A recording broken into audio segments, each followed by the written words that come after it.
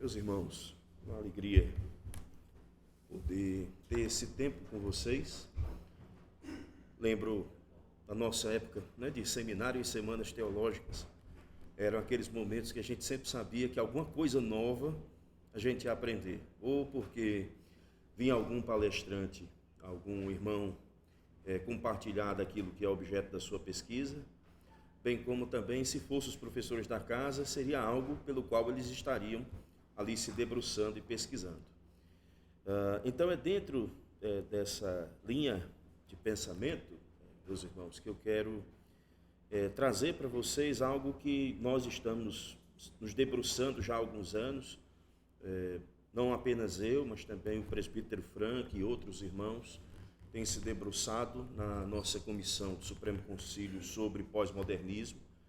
E dentre tantas coisas que a gente deve ali considerar, uma delas diz respeito a uma coisa a um fenômeno que pode agora não ser tão citado e considerado, mas ao longo do tempo, certamente vocês irão conhecê-lo mais, seja pelo processo da mídia, seja pela própria reflexão filosófica do assunto, ou seja, pelas próprias implicações também teológicas que ele tem, que é a questão do expressivismo.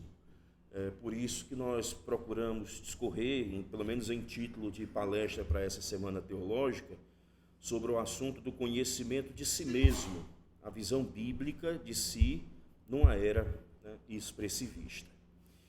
E a preocupação ou a relevância desse assunto se deve ao fato de que no radar das preocupações pastorais nós temos várias coisas circulando ali. Nós podemos, por exemplo, elencar as questões que dizem respeito ao aborto, as questões que dizem respeito à secularização, as questões que dizem respeito ao movimento dos desigrejados, as idolatrias políticas e tantos outros assuntos. Mas nós temos que prestar atenção num discurso que tem elevado o seu tom e tem ampliado o seu alcance nos últimos anos. E nós percebemos bem esse discurso por conta do sintoma dele maior, que é o crescimento e a capacidade de usar antenas de compartilhamento de informação pelo movimento gay ou movimento LGBTQIA+. Por uma questão até de contraponto cultural, eu prefiro daqui por diante não citar mais a sigla do movimento, mas citar movimento gay, e não citar mais a ideia do movimento enquanto sigla. E é sabido da parte dos irmãos que aqueles que entram nessa batalha, ou nessa guerra cultural, eles têm um objetivo muito claro. O objetivo deles é o objetivo de suplantar a religião cristã, de bater de frente com os costumes da sociedade tradicional, sobretudo os valores da sociedade ocidental, e a própria capitulação da linguagem, sendo ela torcida de acordo com uma transvaloração no sentido mais nietzschiano possível que você possa imaginar. Também temos visto nos últimos anos, debaixo do temor de Deus, muitos irmãos que têm reiterado numa resistência cultural, numa contracultura, irmãos que têm reiterado os papéis de masculinidade, irmãs que têm se debruçado sobre a questão da feminilidade bíblica, outros irmãos que têm resistido à linguagem inclusiva, por entender que ela não é uma linguagem que vem a abraçar direitos, mas é de fato uma guerra cultural, e é uma ferramenta muitas vezes de cancelamento e de coerção. E isso não apenas no ambiente religioso. Até alguns anos atrás nós acompanhamos o Calvário de Jordan Peterson, por exemplo, na Inglaterra, no Reino Unido, onde ele abertamente procurou resistir às linguagens de gênero, não as aceitava e sofreu uma grande onda, uma grande pressão do ponto de vista profissional, uma grande pressão do ponto de vista pessoal, e veio resistindo e resiste ainda até os dias de hoje. Então, nós temos visto isso, irmãos que têm sustentado os padrões bíblicos, e nós temos notado e encorajamos esses irmãos e oramos por esses irmãos que corajosamente têm sustentado esses padrões da palavra de Deus. Mas hoje, irmãos, com o igual temor do Senhor, eu gostaria de ampliar, dar um zoom na percepção da secularização em nosso tempo, considerando esse aspecto do individualismo expressivo. Ele é o contexto, ele é, de certa forma, o sintoma maior dos movimentos que lidam com questões de gênero, mas ele é um sintoma de um processo muito maior que enquadra não apenas as questões que envolvem o movimento gay, mas que enquadra de uma maneira muito mais ampla a sociedade como um todo, de tal forma, e Carl Trueman tem a ousadia de dizer que até mesmo nós, numa postura conservadora, numa postura reformada, numa postura bem ortodoxa, às vezes corremos o risco de estar fazendo algumas atitudes aliados a uma percepção individualista expressiva. Então vamos ver como isso se coloca. Eu pretendo, nesse primeiro momento, apresentar o individualismo expressivo para vocês e também considerar algumas bibliografias para um futuro processo de revisão. Mas, basicamente, o que a gente lida é com esse texto aqui do Charles Taylor, um texto sobre as fontes do eu, ou fontes do self, na construção da identidade moderna. Não é um texto, à primeira vista, muito convidativo para quem é do campo da teologia. Ele é um livro pesadamente filosófico, com muitos recortes sociológicos, mas hoje tem sido o material considerado por pensadores que têm se debruçado sobre esse assunto, desde Tim Keller, Carl Trueman, Rod Dreher, num ambiente católico mais conservador. Então, todos têm olhado com muita atenção para algumas conclusões de Charles Taylor. Esse aqui não é aquele texto, a era secular. É um texto que ficou conhecido aqui no Brasil também com os comentários do James Smith. Não é propriamente esse texto, mas é um outro dele, preocupado com essa questão do aspecto plural, o aspecto contemporâneo das noções do expressivismo em nosso tempo. Então vamos começar com essa observação acerca do individualismo expressivo, meus irmãos. A definição mais básica que nós podemos ter do individualismo expressivo, ela vai se conectar diretamente com um sintoma maior do nosso tempo que é expresso na cultura. Taylor, por exemplo, nesse livro, As Fontes do Self, ele observa que, por definição, o individualismo expressivista tem a ver com a ideia de que cada indivíduo é diferente e original. E essa originalidade determina como ele deve viver. Apenas a noção de diferença individual, claro, Taylor observa, não é nova, não é mais evidente nem mais banal. Nova é a ideia de que isso realmente faz a diferença quanto ao modo de vida que somos chamados a levar. As diferenças apenas são uma variação sem importância dentro da mesma natureza humana básica. As diferenças morais entre os indivíduos bons e maus não são apenas detalhes, e ele então conclui, implicam em vez disso que cada um de nós tem um caminho original que devemos percorrer. Note que essa expressão aqui, um caminho original que devemos percorrer, não é apenas uma frase de efeito. Quando ela é colocada no ambiente da filosofia e da sociologia, ela indica que o eu se torna uma fonte de autoridade, não apenas para definir quem eu sou, mas que o eu pode regrar, pode apontar para elementos deontológicos, para fundar uma ética própria, fundar uma ética original. Então, nesse aspecto, cada pessoa está obrigada a viver com essa originalidade. Deixa eu tentar colocar isso numa perspectiva para vocês. Na história do pensamento, quando você encontra o pensamento de Nietzsche, a proposta dele, no Zaratustra, Gaia Ciência e outros escritos, é que ele olha para a história da filosofia, ele olha para Kant, ele olha para Aristóteles, olha para uma gama de outros pensadores, e ele diz mais ou menos o seguinte: nós podemos viver num mundo sem a existência de uma verdade absoluta. Nós podemos viver num mundo onde a voluntas, a vontade, ela exerce uma potência de tal forma que eu posso decidir o caminho que eu quero seguir, me responsabilizando por ele e assumindo as consequências desse estilo de vida.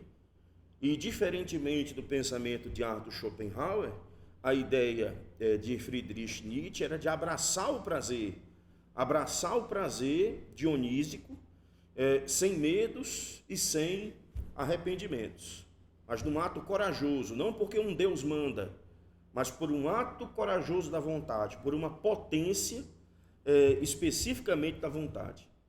Então, se a gente olhar esse ângulo do pensamento de Nietzsche e como ele se mistura com o romantismo alemão, e como ele é apropriado no ambiente da cultura, na tese de Taylor, uma acumulação de outros fatores faz com que surja não uma vontade de poder, ou uma vontade da verdade, mas uma espécie de voluntarismo narcisista, um voluntarismo do eu.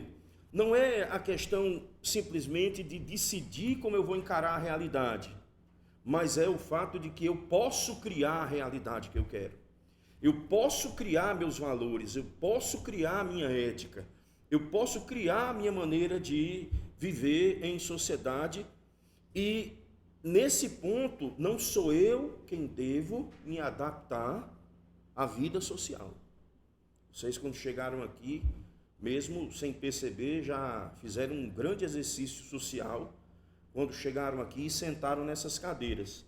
Ninguém ficou em pé, ninguém ficou em pé em cima dessas cadeiras, ninguém ficou deitado. Eu sei que alguma vez um ou outro até cochila nessas cadeiras, eu sei disso. Mas ninguém cochilou, ninguém... pelo contrário, vocês chegaram aqui, sentaram e ficaram aguardando todo o processo que ia acontecer. Ou seja, de alguma maneira, o meio constrangeu vocês a tomarem certas decisões. Conscientemente, claro, vocês aceitando essas decisões. Na proposta que nós observamos do individualismo expressivo, não é você quem deve se adaptar ao contexto social. É a sociedade quem tem que se adaptar às escolhas que você fizer, por mais extravagantes que elas sejam. E, no caso, Taylor observa que essa percepção se dá porque o eu ocupa uma posição tal, não apenas na questão existencial, mas na questão ética, deontológica, que cada um agora tem o dever de percorrer o seu caminho original. Então, em outras palavras, o expressivismo ele é uma atitude do indivíduo que ele percebe a sua existência única como uma das fontes deontológicas para a vida. Não é uma mera noção de preferências particulares, onde, porventura, você diz o seguinte: o sujeito assume uma posição com respeito à sexualidade dele porque ele quis. E eu tenho a minha posição sobre sexualidade porque é que eu quero. Na percepção do expressivismo, não é assim. O aspecto sagrado, religioso, está naquilo que Martin Heidegger chamava de Dasein, a existência. E ela é um processo no qual o novo surge de forma amorfa, mas de uma forma absolutamente espetacular. É um ser jogado no mundo que não tem ainda uma definição, mas será algo novo de alguma maneira. Quem analisa e faz exegese da cultura popular, ou dos filmes cult, que lidam com essa questão mais nerd, enfim, já devem ter visto ali o Watchmen. E tem um determinado momento em que o Dr. Manhattan ele faz uma descrição do nascimento daquela que seria o caso dele no ambiente ali do filme, no roteiro do filme, e onde ele descreve a existência dela como uma coisa totalmente nova, maravilhosa, uma coisa que surgiu como um milagre. Ele que se dizia ateu entendia que ali surgiu um milagre, né, que partículas do ar se tornaram em ouro, e com isso ele estava se referindo ao elemento do Dasein, o elemento do ser na perspectiva de Martin Heidegger. Bem, isso não chega para a gente com essas senhas pesadas da filosofia. Elas chegam para a gente pela forma da cultura popular. Por isso que, embora você não tenha falado ou ouvido falar de expressivismo individualista, ele está aqui. Ele está ao nosso redor, está ao nosso lado. Em tudo que pegamos, tocamos, em tudo que cheiramos, é a Matrix. É a Matrix, senhores. Nós estamos imersos em uma cultura. Nós estamos ligados, plugados nessa cultura, nesse modo de viver.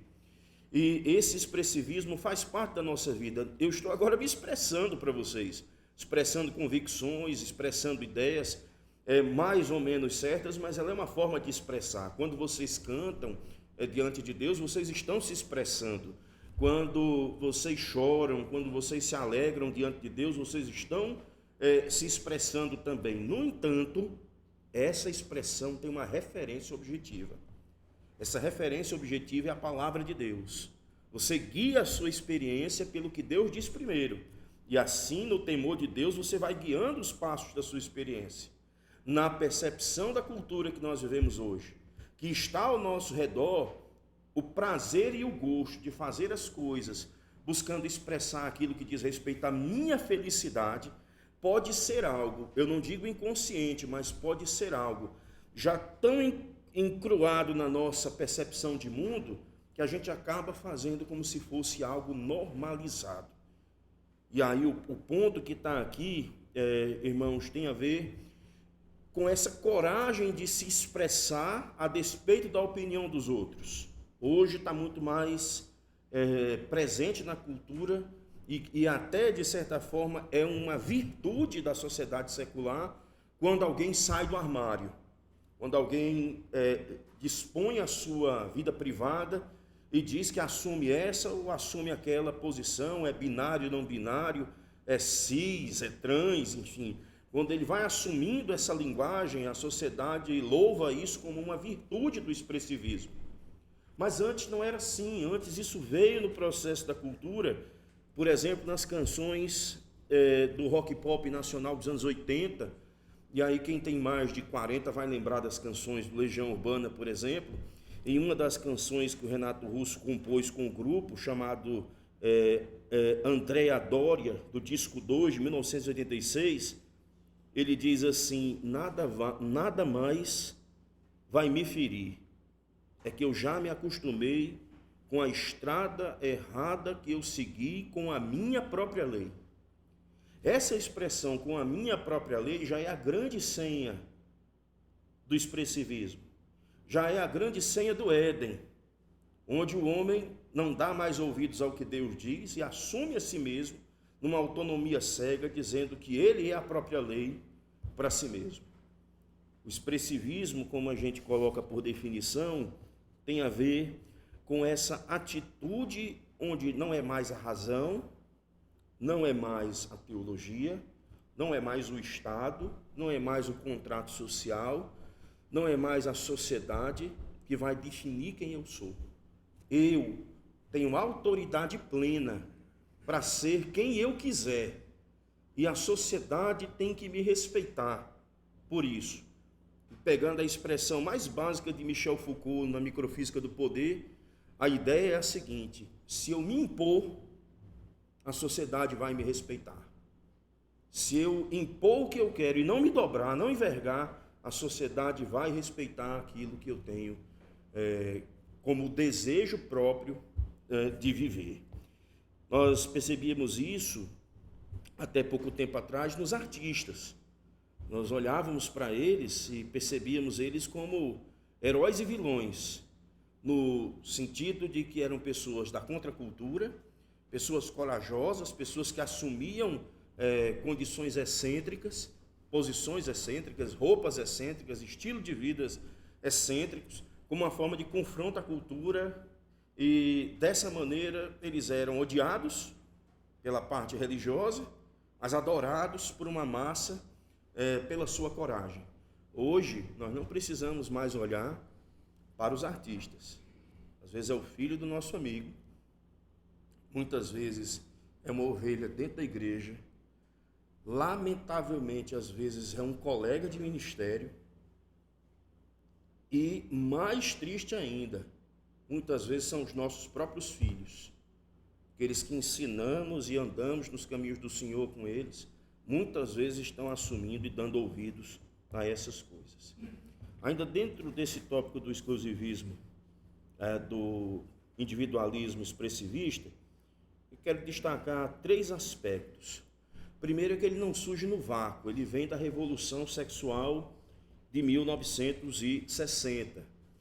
Não é que antes da Revolução Sexual, hábitos promíscuos e pecados nessa área sexual não existisse, como homossexualidade, pornografia, sexo recreativo, fornicação, sempre existiram. Mas a Revolução Sexual, ela trouxe a ideia de que ao invés, Revolução Sexual, influenciado ali pelo marxismo cultural, a escola de Frankfurt, Marcuse e outros pensadores, Adorno, Marcuse, outros pensadores dessa lavra, desse estilo de pensamento, eles ajudaram a plasmar o entendimento desse aspecto do individualismo expressivista, onde ele não era mais uma barreira a ser vencida, mas era um modo de cultura a ser aceito que viesse a desbancar o estilo de vida tradicional. Se você pegar as canções dos anos 70, da época de Woodstock, você vai perceber em cada uma delas não apenas o elemento contracultural, mas o elemento romântico acerca do uso de drogas, acerca do sexo livre, acerca de outras coisas. E mesmo depois, quando veio a praga gay, ou quando veio a AIDS, que no primeiro momento foi assim chamada de praga gay e outras coisas, mas quando surge o vírus da AIDS, agora, passado o tempo, aqueles que morreram de AIDS, por conta do seu estilo no extremo, por conta do seu estilo no limite, não são vistos pela nossa sociedade como pessoas que pagaram o preço pela sua promiscuidade. Mas até então, o filme Bohemian Rhapsody foi lançado no cinema, passando a ideia de Freddie Mercury como um homem extremamente forte, corajoso, em ter saído do armário, ter enfrentado suas doenças, os seus demônios pessoais e ter vencido. Quando, na verdade, se você pegar um recorte daquele tempo, Pedro Bial comentando como foi a morte de Freddie Mercury, não tem absolutamente nada a ver com aquilo que é colocado no aspecto romântico do filme. Eu quero chamar a atenção de vocês é que a revolução sexual, conforme diz Carl Truman, não é um simples desenvolvimento da transgressão habitual de hábitos e códigos sexuais tradicionais, ou mesmo uma modesta expansão das fronteiras do que é e que não é um comportamento aceitável, mas ao contrário, ela envolve a abolição dos códigos por completo. Se você analisar os desejos, os impulsos, os alvos da revolução sexual, não era simplesmente quebrar a regra, mas era defenestrar da esfera pública qualquer tipo de percepção moral religiosa ou tradicionalista. E se fosse necessário, tinha que haver uma campanha imensa de repúdio e de cancelamento a esse entendimento tradicional, vendo ele como algo retrógrado, vendo ele como algo artificial, fundamentalista, perigoso, que não pode haver e nem existir na sociedade. Um outro aspecto do identitarismo é que ele surge como uma visão de mundo. Um pensador de esquerda, liberal e progressista, chamado Mark Lilla, ele escreveu um texto, e já foi traduzido para o português, que é o Progressista de Ontem e de Hoje. Ele faz duas afirmações sobre o identitarismo como visão de mundo, e ele coloca o seguinte: nós hoje, ele olhando para a sociedade americana, ele diz, nós da sociedade americana vivemos uma sociedade burguesa hiperindividualista, tanto materialmente como em nossos dogmas culturais. Quase todas as ideias, crenças ou sentimentos que antes abafavam a perene demanda americana por autonomia individual evaporaram. Opção pessoal, direito individual, autodefinição é o que marca o nosso tempo. Veja, Lilla não é um pensador que vê o Estado controlando todas as áreas da vida da pessoa. Mas existe um limite na vida social em que eu posso discordar de você por algum assunto, desse ou de outro, e simplesmente dizer, discordo do que você pensa, embora entenda que esse é um estilo de vida errado, mas ninguém tem o direito de massacrar você, bater em você, tirar a sua vida por isso. O que o Lilla está dizendo é que essas amarras no individualismo expressivo, na política identitária, elas têm sido cortadas, de tal maneira que uma virtude de um determinado pensamento identitário pode dar a licença para que aquele que porventura seja a vítima faça tudo. Então a vítima pode execrar, a vítima pode matar, a vítima pode cancelar, a vítima pode destruir a vida de outra pessoa fazendo dela um bode expiatório. Lilla dá um exemplo disso. De que as políticas identitárias, os jargões identitários, dentre eles os jargões do movimento woke, com respeito às questões raciais, os movimentos de linha de revolução sexual e movimento gay, bem como movimentos de justiça social e por assim vai, não são posições que têm sido defendidas com base no argumento, mas têm sido defendidas com base no tabu. E ele então continua, às vezes, nos nossos campos mais privilegiados, parecem até presos ao mundo de uma religião arcaica. Só aqueles com estados de identidade aprovados têm como xamãs permissão, ou se a tradução tivesse sido melhor, seria lugar de fala. Lugar de fala ou permissão para falar sobre determinados assuntos. Grupos específicos, hoje, transgêneros, recebem um significado totêmico, temporário. Bodes expiatórios, hoje, são os políticos conservadores e são devidamente identificados e afugentados do campus no ritual de expurgo. Por fim, o individualismo expressivo, ele se levanta como uma fundamentação epistêmica do ser humano. É a radicalização do pluralismo. Quem é o ser humano? Nós somos treinados pela Escritura, educados pela Escritura para responder que o ser humano ele é criatura de Deus, feito à sua imagem e à sua semelhança. Essa é a nossa identidade. Criaturas de Deus, filhos de Deus, redimidos por Cristo, cuja imagem é restaurada em nós quando cremos no Senhor. Essa é nossa identidade. Mas no mundo individualista expressivo, você é a sua opção sexual, ou melhor, você é o seu sexo, você é a sua orientação, você é o seu gênero. E se você atinge ou critica, você não está criticando uma opção, você está criticando a própria pessoa, a identidade dela, como se ela fosse uma raça, como se fosse a constituição dela.